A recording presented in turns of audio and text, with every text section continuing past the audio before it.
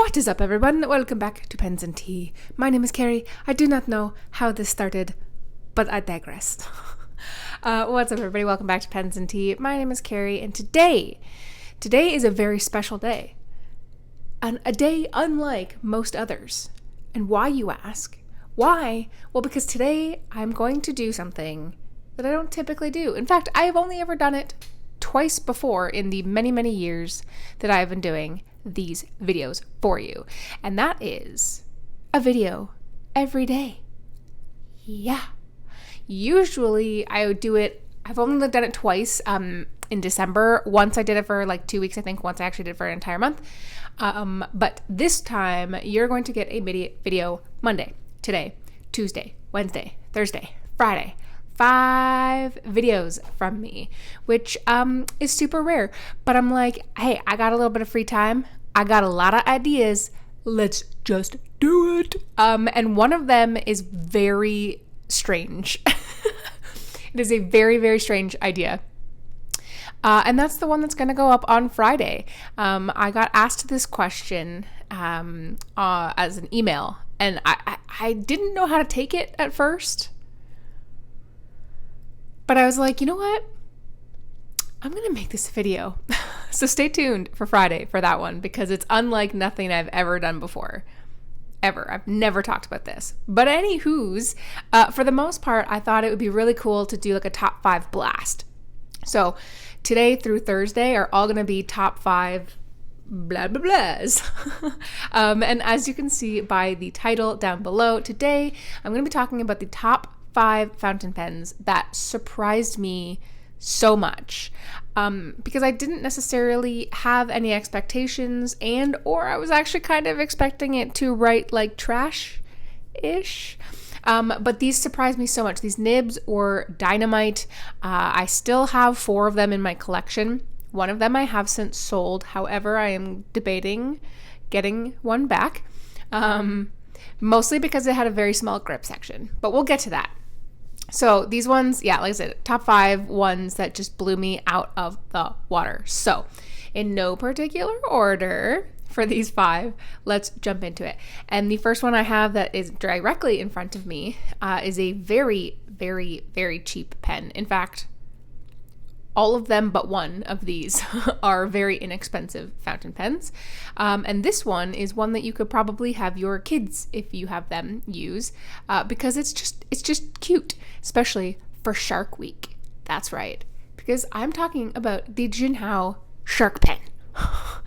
It's got a little shark face, which is just super cute. Got a little mouth there, little fin on the top. Little body. It's all plastic, super, super light, twist off top, has a little indent for the like quote unquote proper grip. So, you know, if you do have young kids, it will help them hold the pen correctly. Little tiny hooded nib.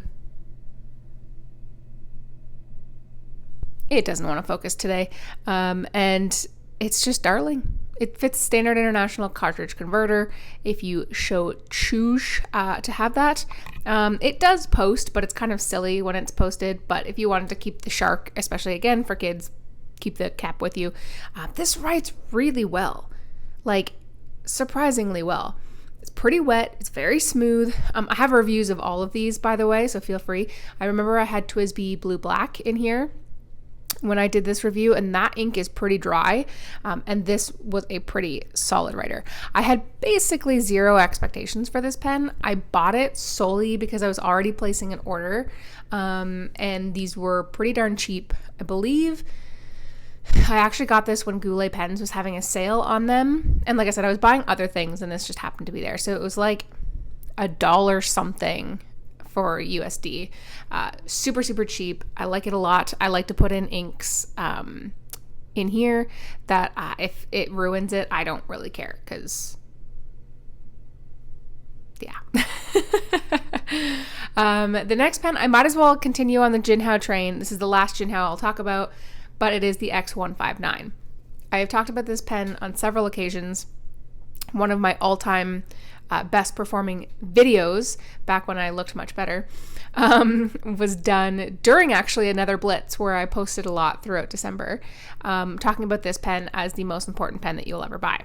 And I still stand by that. Talked about how it compares to the Montblanc 149, all of that good stuff. But for today's purposes, I'm not touching any of that. I'm mostly touching the fact that this writes really, really well. It has a huge nib, like a Mondo size nib, which I guess doesn't really look too bad here. But basically, it's like a number 8 size. It's bigger than a typical number 6. It does come with a cartridge converter pen, fits really nicely in the hand. It's all plastic, so it's very light. It's got a beefy grip section, so it is really nice for long-term journaling because it helps reduce the fatigue in your hand. I tend to get really anxious and just like right with the death grip here. And this really helps to stop that. So I like that quite a bit. And it is decently wet. Like, I'm still going to probably make it a little bit more wet, but it writes really, really smooth. I will say one caveat with Jinhao is I have seen some people in comments say that they've gotten really bad ones. But I would say for the majority of it, they're pretty good nibs. And these two just blew me out of the water because I was expecting garbage and got a diamond. Another thing that I was kind of expecting garbage-ish, but got a diamond, is the Pilot Varsity fountain pens. I bought a pack of them from Goulet Pens again when I first started getting into fountain pens. Gosh. I don't even know how many years ago now, so long ago. And I still have 2 of them left. I have the black one. No, I have 3 left. I have the black one, a turquoise, and a purple one. I've written through all of the others and I didn't refill them. These are great because they are pre-filled for you, so you don't have to worry about ink, especially if you want to get somebody into fountain pens. These are amazing because they really cross the bridge between like the traditional fountain pen experience and what other people are already used to with like roller balls, gel pens, ballpoints, things like that, where they're already filled. You don't have to worry about ink. You can take them pretty much anywhere you want. They've got a snap cap, but of course they are a fountain pen. I'm almost out of the ink in here, but not quite yet. They're really light, they're really portable, they're really inexpensive, and they write really well. And like I said, I've had these for so many years now, I can't even count, and they still work no problem. So definitely no worry about drying up. Like, I'm sure if you left it uncapped forever, then yes, it would dry up. But when you cap them, it does not. And the nibs write really, really well. I have a medium nib on these. I know you can get like a bit of a finer one should you choose. The air conditioning is blowing all of my paper over. And you can get multiple colors, which is really nice. You can get a whole pack of them for like $25 or something like that. I haven't looked at the price in a while for these, but they're still pretty darn inexpensive considering you're getting the entire package. And they, like I said, they write really, really well. Every time I use these, I'm like, why do I not use these more? Probably because I have a serious fountain pen and ink problem. But, you know, what else is new? And then the one that I don't currently have, but I used to have, I think I actually used to have 2, but thinking of picking up again, is the Diplomat Magnum. This pen really, really surprised me. Again, I wasn't expecting much from this. This was my first foray into Diplomat. I hadn't used the Arrow at that point or anything, which, spoiler, I don't actually love the Arrow that much. It's fine. But the Diplomat Magnum blew my expectations out of the water. It was so smooth. It was a pretty bouncy nib for being like straight up steel. Like, it's got some really great response. And the whole pen itself feels really good. It doesn't feel like your typical like plastic fountain pen. It has sort of like, not a rubber coating, but it does have sort of a texture to it. I sold it because the grip section was really, really small, which I know is ironic because the grip section on the Jinhao Shark pen is basically the same size as the Diplomat Magnum, but this was a long time ago that I had that. And I've since tend to gravitate a little bit more towards larger grip sections, but I have learned how to use smaller grip sections more comfortably. And so I'm thinking of potentially picking up another one. Again, this is not sponsored. I swear they're just really great from Goulet pens, because they're special edition. Like, they're not special edition. They're like limited edition, whatever it is. I can't remember the proper wording right now. That makes it exclusive. That's the word. They have an exclusive edition of the Diplomat Magnum that I really, really like. It's kind of like this prismatic looking thing, and it's super dope. So I'm thinking of potentially picking that one up whenever I happen to place my next order with them. So that one really blew me out of the water. And then the last one changed the game for fountain pens with me. Like, I left this for a reason to be last, because I'm sure those of you who know me forever put in the comment section right now, you probably know what I'm going to talk about, because these pens changed the game. I had negative connotations to this brand, like most people do when they first find out about this brand, and then you try it, and then you fall in love, and then you become obsessed, and you just go with all of the things.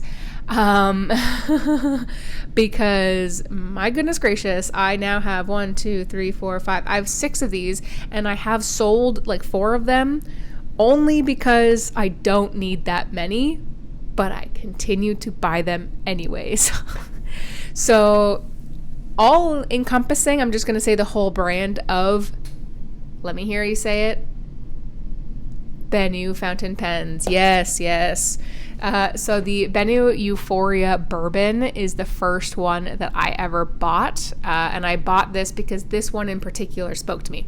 Drew Brown actually just posted a video on Goulet pens. I cannot remember what it was called, but he was talking about Benu pens. I think he was talking about it was all about the Euphoria. And he said, most people don't like Benu until they come out with that one fountain pen that speaks to them, and then they're hooked. And that is 100% true for me. This was the one that did it. The bourbon did it for me. It was several years ago now. I bought it for my birthday, and I've never looked back. I like to put KWZ honey in here. It smells delicious. In fact, the feed permanently smells like it now, which I'm not mad about because I absolutely adore it. So this is the one that turned my whole life upside down. And like I said, I have a whole bunch now. I have some like Talisman. I've got the Riolette. I've got like the pomegranate. I have one of the hand-painted ones, the little goldfish guys. And then my most recent one is the Earl Grey exclusive from Goulet Pens. Again, I'm not sponsored by these guys. I just love them. So this is like my mainstay right now. These blew me out of the water because, again, real quick, high thoughts. I thought they were super flashy. I thought they were kind of expensive for being a steel nibbed, whatever pen. But guys, all of my opinions changed, and I've talked about this ad nauseum. They're beautiful. They write so unbelievably well. Like, it's a Schmidt nib, and it's not even an adorned Schmidt nib, but it is one of the best writers in my entire collection. Yes, they are slightly pricey, but they are gorgeous, considering these write better than some of my several $100 fountain pens. So, yeah. Benu, man. Benu, guys. Don't miss out. I know many of you who follow me have a ton of Benu pens. Like, look at this. This is absolutely nuts. I'm still on the lookout to get the milk and cookies one that is no longer available from Goulet Pens because I missed out on that. But my goodness, guys. Okay, so to wrap up, 15 minutes in, we've got 2 Gin House. We got the Shark, the X159, Pilot Varsity, Dynamite, and the Diplomat Magnum, plus the entire Benu brand, because goodness gracious, just do it. Just do it. Those are my top 5 surprising nibs that just changed everything for me. I really was not expecting it at all, but I adore them. So I have a question for you guys. I need to know in the comment section down below, what are the top 5, or even just any, it doesn't have to be 5, but what are some pens that surprised you for how well they write? Is it something, that maybe you had zero expectations going in and then you were like, wow, this is actually really great. You had poor expectations going in and now you think it's really great. You had high expectations and it lived up. Like, just let me know in the comment section down below so that I now have pens that I'm going to put on my to buy list, and so does everybody else. While you're down there, also, if you could hit that like button and then subscribe to not only miss all the videos this week, but typically every Monday and Friday and the occasional random Tuesday. And if you're down there, check out the link to my Patreon if you would like to help support me and the content that I make here and my addiction to fountain pens.